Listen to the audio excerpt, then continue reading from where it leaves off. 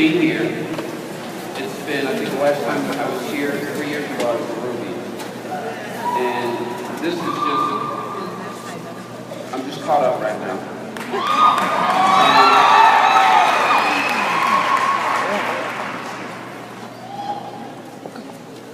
And this is one of the best feelings that I've had in my life in a long time. There's nothing like being in a place or being where you know you belong. For almost 5 years, I've been working on me.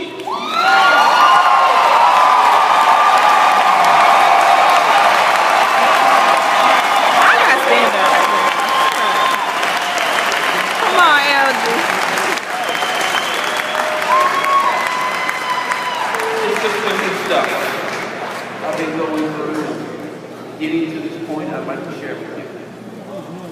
First of all, I want to thank some very special people in my life. I call them my champions, my heroes, for making this moment even possible and believing in me when I didn't even think I could do it. I want to thank the very first person who even put the idea of network marketing in my mind back in 1998, 1999. Mr. Emmanuel Subri.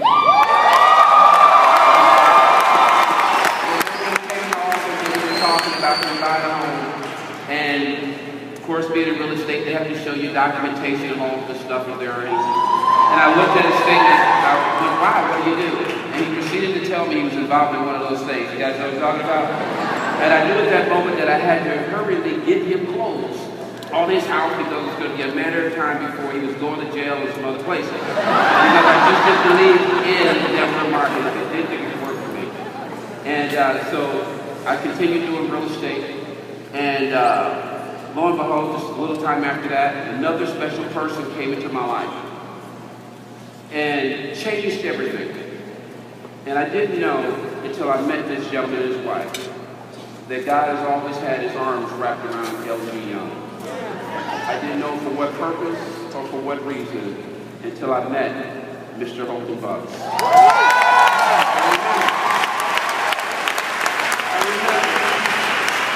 I didn't even want to meet you. Through a mutual friend, he was telling me all about this young man and how much success he had created for people and his wife and how they were going to change the lives of thousands of people around the world. He said, "Elgie, you got to meet him." And I didn't want to meet him because you were involved in one of those things.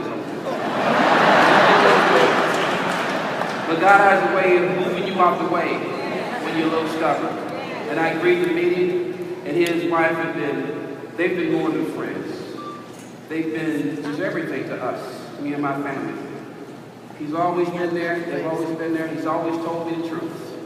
And I remember when I went down there, and I asked him if I could just have 5 seconds of your time, because I knew I had lost your time. And this is what I said to him. And there's a lesson in all of this. I called, he allowed me to call him. And I said, "Holden," I just started crying. And I said, "I want to thank you so much for leaving me behind." I said, "I want to thank you for not taking my phone calls, not answering my text messages. I want to thank you for all of those things. Because when you limited the access, and then it went on to be no access, I realized there were some lessons that I had to learn. I realized that I had the choice, I had the power to become who you and Miss Erling Bugs knew I could become, but I just wasn't doing it. But I love you guys so much that I had to do it.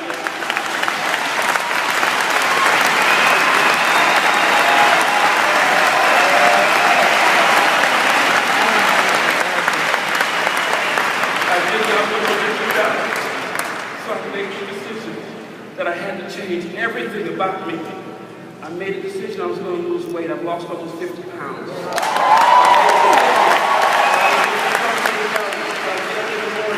I studied. I listened to CDs.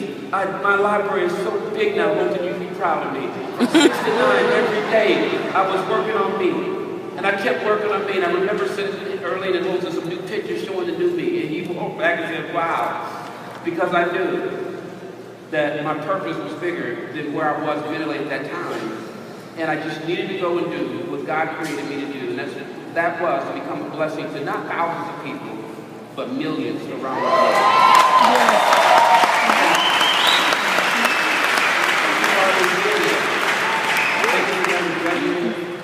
And thank you for loving me and my family. My son is here.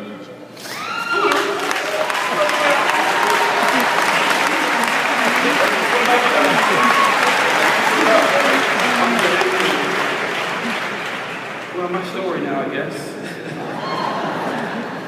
Man.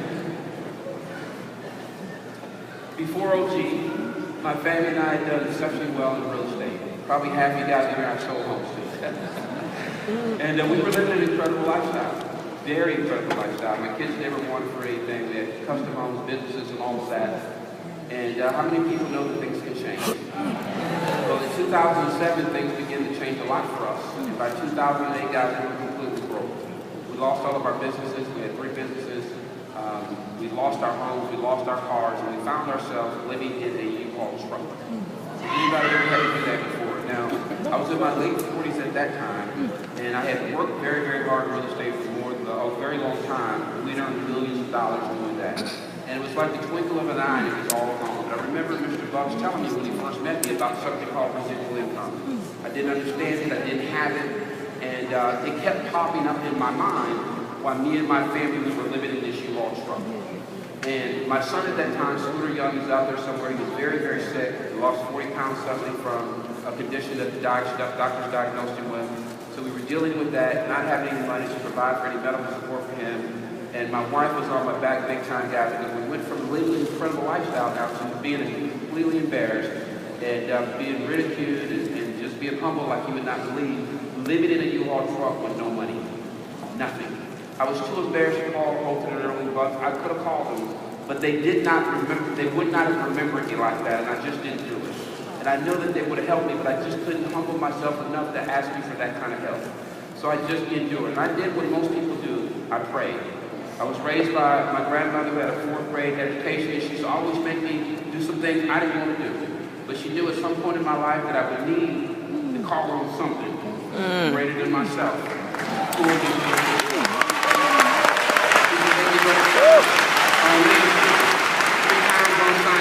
I would have to sit there and read the good book with her. She said, "You're going to need it one day." I said, "But my friends are outside playing, and that's where I want to be." No, you got to do this. And it was all of the teaching and the lessons she had given me that came back later on in my life when I was at that point in my life where I needed some help. They got me through that moment, and I began to pray. And all of a sudden, the doors just opened. And Mr. Holton Bugs called me on one of my old phones that just had a few minutes on it. He said, "You need to get over to my house. Early and I are about to launch the biggest project of our lifetime. We want you to be involved. Come on over." I was too embarrassed to tell him how I was living. He had probably heard some parts of the story. I was too embarrassed to tell him I no longer had the nice fancy cars. And I was too embarrassed to tell him that we were moving in from a U-Haul truck into an empty house that was uninhabitable, had no running water, had mold, it was mold infested, no carpet in there, no AC at all. But I had been praying for something, and he was the only one. You were the only one, Holton. Still will they help me. That's why I stuck out myself. And I was looking for change. And I was taking her, and I told her, "Hey, I know you don't know me, but I need your call. I need it right now." A friend of mine just called me. They're launching the biggest project in their life.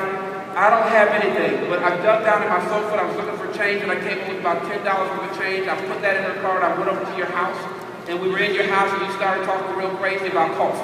My son was with me. I was listening to you, Holton, out of respect, but I wasn't really there. I was physically there, but mentally, brother, I was gone.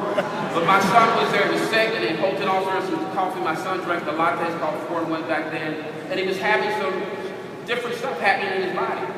All right? That was making him feel really good, Mr. Chamberlain, about the project. And I remember early, called Holton for something. He stepped away for just a quick moment. I'm sitting there on your sofa, the one I bought from you. That custom sofa. And we're sitting there, you're drawing out the plan, you're talking about what the vision of the company, where it's going to be, and you step away, and I'm sitting there with my son who's sick. And my son looks up and says, "Dad, I can tell you're not really interested in what's going on here." He says, "I can tell." I didn't know he had been listening. He had on his hoodie, he had his head down. He says, "Dad, I want to give you 3 reasons why we must do this business." And this is what he said to me. And I don't think I've ever told you the rest of the story, but I'm going to share it with you now. He says, Dad, we've got to do this business. And I said, well, why? He says, Dad, number one, Mr. Shane, you're going to appreciate this. He says, Dad, this product is going to help a lot of people because it's helping me right now.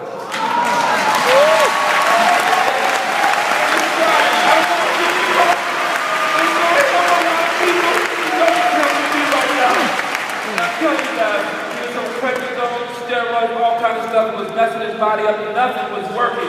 And he drank one cup of his coffee, Shane, his energy went through the roof. He said, Dad, I don't know what's in here, but it's going to help a lot of people because it's helping me right now.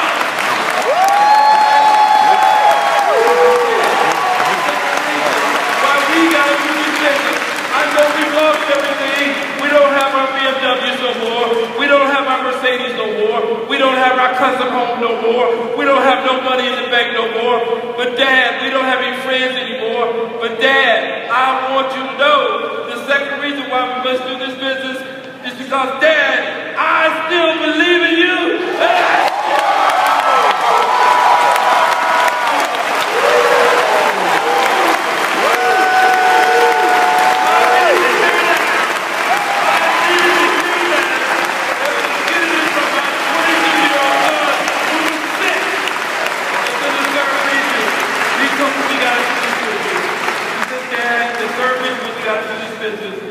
We've got some people who have never lied to us. They've always told us the truth. They've always been there for us, no matter what. Always. He says, Dad, we don't know anything about this business, but we can win. We can get back on top because we got holding it early enough.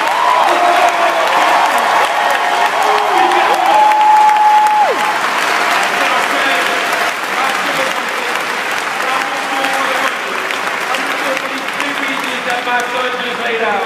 I have never done the business for the money. I need the money, I like money, but I've never done the business for the money, ever. I did it because my son said they would help us. I did it because my son said he still believed in me and loved me, and I needed to see him win. I needed him to see me win, be on top. One more time.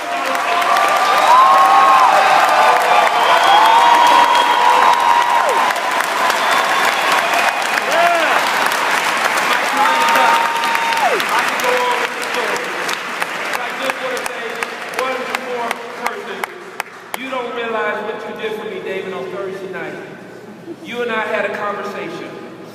We had a conversation. You spoke some words into my life. You spoke some very powerful words. We were walking out of the room. And I want to thank you for that because you have no idea what you've done for me. You have no idea. Just say to me because I'm coming for what's mine.